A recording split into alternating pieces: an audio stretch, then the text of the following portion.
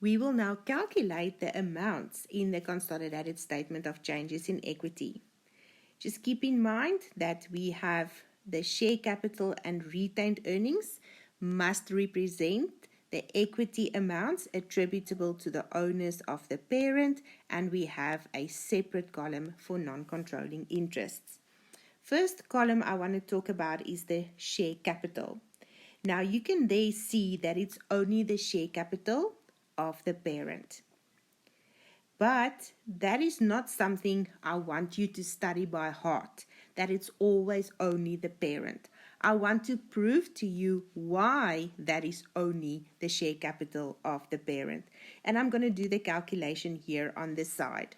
I told you that every single amount in the consolidated numbers represents 100% P, 100% S adjusted for consolidation journal entries. Now, if I apply it to that amount, the parent has the 365,000 share capital.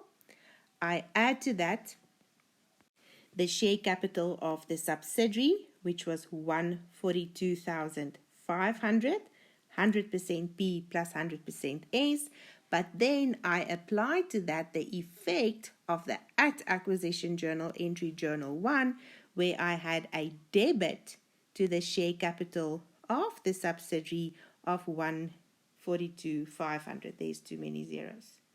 142,500. That comes from journal 1. And I am left with only the share capital of the parent. It's not a recipe, it is a principle. 100% P plus 100% S plus minus the effect of the consolidation journal entries. The next column to focus on is the non-controlling interests. Now, if you've done your consolidation journal entries or you've prepared the analysis of equity, you have all of these amounts available and you've already done all of the hard work. Remember, there is no amount for non-controlling interests coming from the separate financial statements of the parent and the subsidiary. Every amount you want to be included in the NCI balance only happens through the writing of a consolidation journal entry. So let's look at that opening balance of 86,000 Rand. We've written the at acquisition consolidation journal entry, journal 1, for that 50,000 fair value. And journal 8, we have attributed portion of the since to opening balance retained earnings to the non-controlling interests. So that gives me that 86,000 Rand opening balance. Or on the analysis that we've already prepared, you can just read the total amount from there, being the at acquisition 50,000 Rand plus the since to opening balance amount of 36,000. Profit for the year, we've also written a consolidation journal entry for that amount where we attributed the profit of the subsidiary to NCI. So you can refer back to journal 9 or you can read that amount from the analysis at analysis C for the 50,004 Rand. Then remember the ordinary dividend declared by the subsidiary. Remember those consolidation journal entries where we had a debit to NCI in journal 2 for 4,500 and another debit for 3,000 Rand in journal 3 for that NCI. That was the negative movement in the NCI balance of 7,500. You can also get that amount from the analysis of equity at analysis G. So your closing balance in the non-controlling interest column will now be the amount that you present in the consolidated SFP, and that's also the amount you've calculated as the total for NCI in the analysis of equity. As you would have noticed now that the easiest way to get these amounts for non-controlling interest is to prepare an analysis of equity.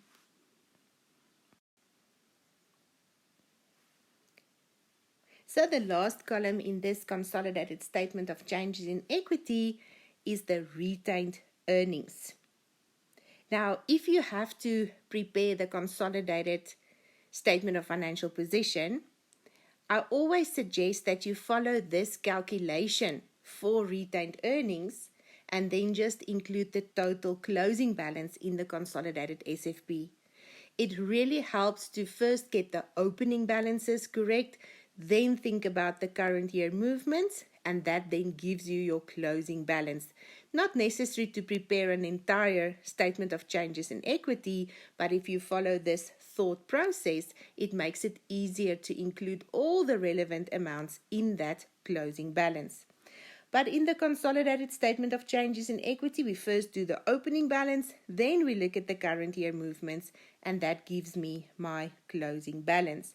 Remember, everything that goes into the retained earnings in the group is the parent's retained earnings that's allowed to be in the group, plus the subsidiaries' retained earnings since acquisition date, and only the portion attributable to the owners of the parent. Now, at the bottom of this consolidated statement of changes in equity, there's two options to calculate these amounts. The top part looks at the principal 100% P plus 100% S plus minus the journals, and then the bottom part uses the analysis of equity. But it's exactly the same thing, because in the analysis of equity, you also start with 100% S and you adjust for the effect of consolidation journal entries before you attribute to the parent and NCI. I will show you how you get to the same amount with both ways of calculating. So let's immediately start with that opening balance, the 354,000 Rand. Whose opening retained earnings must be in there as a starting point? The opening retained earnings of the parent. That was given in the trial balance. Then I add to that 100% of the subsidiary. Again, that was given in the trial balance. So starting point, 100% of the parent plus 100% of the subsidiary. But you know I can't stop there.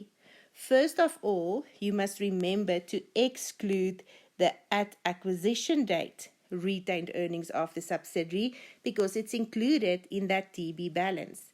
And together with that, and that is the most important reason why we are excluding that 7,500, is there was a consolidation journal entry for that. And remember, I said you need to see how the journal entries changes the line items in the consolidated financial statements. So you exclude the at acquisition portion, then you are left with the movement in the retained earnings of S since acquisition date, and then out of that movement that is allowed to be in the group, you've written Journal 8, where you move a portion of that amount out to NCI. And what is the effect of that?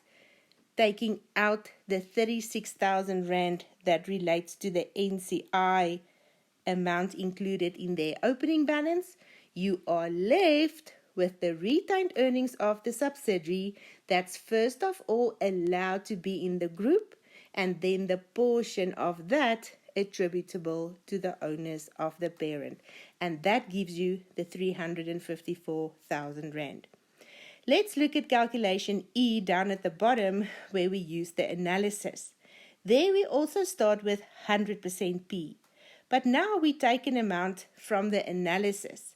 But if you refer back to the analysis, this calculation that we've just looked at up here for the subsidiaries portion, that 127,500 minus the 7,500 minus the 36,000, that happens in the analysis.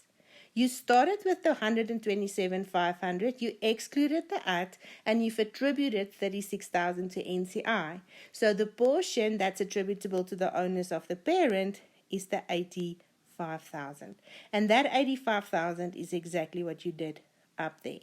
So you can choose. You can use the top approach, 100% P, 100% S, apply the journals, or you can do exactly that in the analysis, and then you have one amount to take from the analysis that you add to that of the parent.